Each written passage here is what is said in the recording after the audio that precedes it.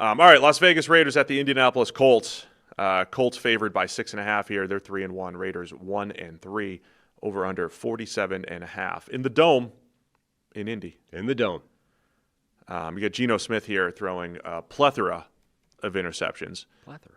I don't know what to do with that other than I think he's making bad decisions, but every time he does, it's getting caught. This has always been our analysis through the years. I did see something recently, like Baker Mayfield, not to pick on him again, but he has 9, like Baker has 9 turnover-worthy plays and 1 interception. Yeah.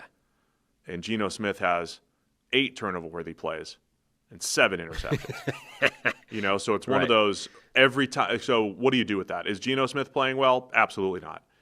But is every time he's making a bad decision, the defense is catching it. Yeah. And oftentimes it's like, well, maybe it's just easier for those plays. It's not necessarily.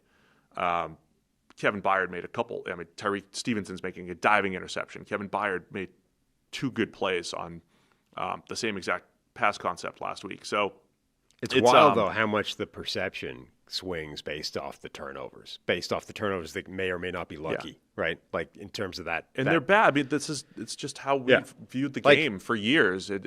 Your brain forgets about it. Just you got away with that one too bad. And versus if it's caught, it's like, Geno's doing it again, just putting his team in terrible spot. Yeah. And it's like, well, they're both the same thing. Right. Like Baker Mayfield is playing dramatically better than Geno Smith. If you look at PFF grade or whatever, I think Baker Mayfield is top 10 or just on the outside of the top 10, whereas Geno's somewhere towards the bottom. Yeah, thank you for prefacing that. I believe Baker Mayfield is playing way better than Geno Smith. But a lot of the narrative is interesting. But a lot of the narrative, like people are talking about benching Geno Smith because of turnovers, right? And it's like, well, that's not the reason. If you want to bench him, that's not the reason. It's not because of turnovers necessarily, because you've got like the turnover thing.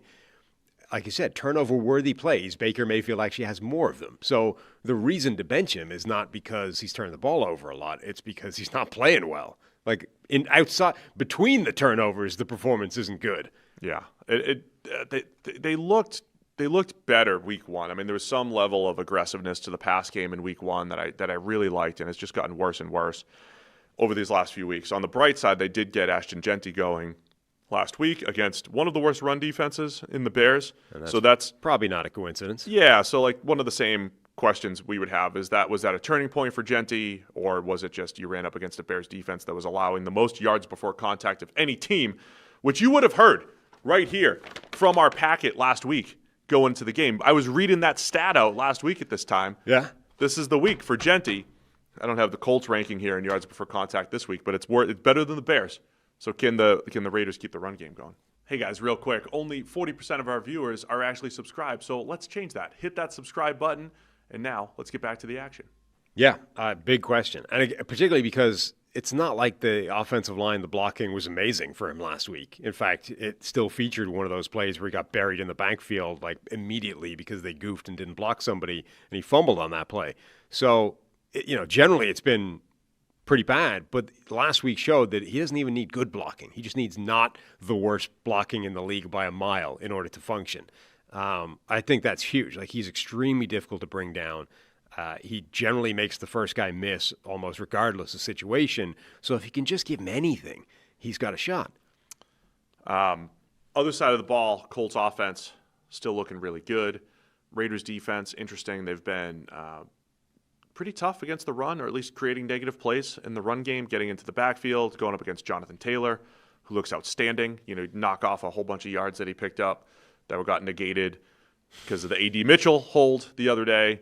I wonder if the Colts are just like the Chiefs from a couple of years ago. They're only going to lose if A.D. Mitchell does stuff. It's kind of like the Kadarius Toney thing, right? A couple of years ago, Colts might be that good. But I think this Colts offense has a chance to have good success, at least throwing the ball against the Raiders. And the other part, this might matter more when the Chiefs play the Raiders in a few weeks. The Raiders are settling into that one of those like 50-60% cover 3 old school single high type of teams. Yeah. Where there's certain teams where it's like, if I know what you're in, we're gonna win. If I know what you're in, we're gonna exploit that. I'll mention this when the Chiefs play in a few weeks because that's usually been their bread and butter. And I feel like Shane Steichen and the Colts can take advantage of that too with the way they spread the ball around. I mean, it's like the exact opposite of the current sort of trends league wide. Like that is a defensive scheme. It's not like it's died because people still run that coverage, but nobody's out here running it, a lot. Nobody's out here running it the way teams used to run those Seattle Legion of Boom type systems, like because that teams found the answer to that. Same reason nobody's running, old school Tampa 2 every play the way they used to, right? There was a period of time where that was the meta defense, and then suddenly it's like actually offenses have now figured out how to attack that, and everyone abandoned it. It's like you can't run this as your exclusive base defense because they know how to attack it. Same thing happened with that cover 3 scheme. It was the meta for a while, largely because that one defense was so good with it. Everyone tried to copy it. Everyone was running it for a while. And then, Shanahan came along. Everyone figured out where the gaps were in that defense, and teams kind of abandoned it. And now you're in this world where most teams play most coverages, and mix and match. Nobody's running like one thing all the time because that's the problem. Like offenses are now good enough where they know where the weaknesses are in pretty much every coverage scheme. So all you can do is run all of them and try and confuse them as much as possible. The other key note in this game here, Raiders' offensive line has struggled, I would say, more in the run game than in pass protection, but, either way, they haven't been great. And now they're down Colton Miller, their best lineman. Just re-signed him before the offseason. He's settled in over these last few years as one of the better, just dependable pass-blocking left tackles in the league. So Colton Miller got hurt late in the game last week. 6'9" Stone Forsythe probably filling in there. It's tough when you're 6'9" blocking people, just saying. Yeah. Pad level-wise. And then you've got the Colts, who are pretty good up front, and you got to give a shout-out to Laiatu Latu. Just a good example of first few weeks, he was winning, wasn't really getting to the quarterback, and he's starting to get to the quarterback now and finish plays. Got a sack last week, a couple knockdowns. He looks far better than he did as a rookie. I think he started to really take that next step and become what we thought he would be as the first defensive player off the board in last year's draft. Good, because I didn't really understand why he wasn't good up until this point.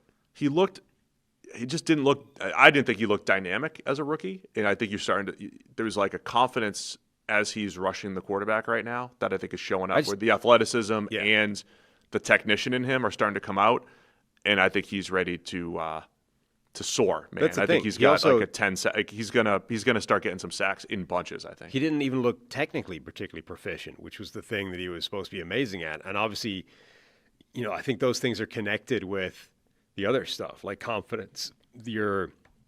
Once you're able to sort of physically hang and the game is slowed down for you, your technique comes back. I got the inside info I got from one of his teammates last year is maybe he's so smart, so technically sound. He's got too many moves, right? He's almost overthinking it, and you could almost sense that last year where it wasn't fast. I think it's all coming together though for Latu. So I'm predicting. Remember last year, Nick Bonito, you had this cutoff. It was like after week 6, after week 7, Nick Bonito's a top 5. Whatever, I think Latu's ready. And it took him a while. Ready to soar. Like Nick Bonito, as a relatively undersized edge rusher and stuff, like it took him a couple of years before he became good. So I'm of two schools of mind here. I think Geno Smith has played. I think he's had. It's not bad interception luck. It's just all the bad mistakes have absolutely been caught. It's very difficult for that to be sustainable. But that's just one piece of the Raiders. I've been disappointed in the overall effort. I thought they'd be feistier and more competitive. I will say the weaponry on offense has not lived up to the hype for multiple reasons. I mean, Dante Thornton, who we talked about, like sometimes you get these guys where it's like, oh, they're amazing in training. Like this is kind of like Romeo Doubs year 1, where the dude was uncoverable in training camp and preseason. It's like, oh, Dobbs is going to be this find. And then he got to the regular season. It was like, he was all right, but it wasn't the same. Right. Dante Thornton, it's like from day one, it's like, this guy's running with the first team offense. And look at this height, weight, size, blah, blah, blah. And then all the way through preseason, the focus was almost more on like, hey, he's still running with the first team. Like, this is going to be a thing. Hasn't been there this year. And then he gets to the regular season. It's still a thing in that he's still out there playing a lot, but he hasn't made an impact whatsoever yet.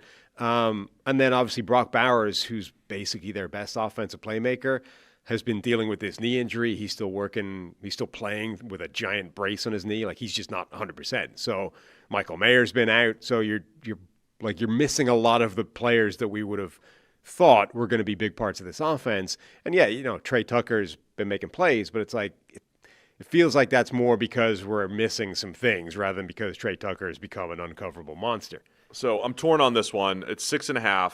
Indy's favored. Where are you going to go with this one? I'm going to go with the Colts. I think they are too good. The Raiders can't really stop the run. The Colts have too much. They're just better. I was going to go with the Raiders, but talking through it, the offensive line injury to Colton Miller, I think that's going to open up a lot. It's going to be a challenge for the Raiders. I'll take the Colts to cover, as will Harry. Thanks for watching all the way to the end of the video. Check the Mic is live every Monday, Wednesday, and Thursday, so be sure to hit the subscribe button so you don't miss a thing. And the all-knowing algorithm is convinced you'll also like these videos, and who are we to argue?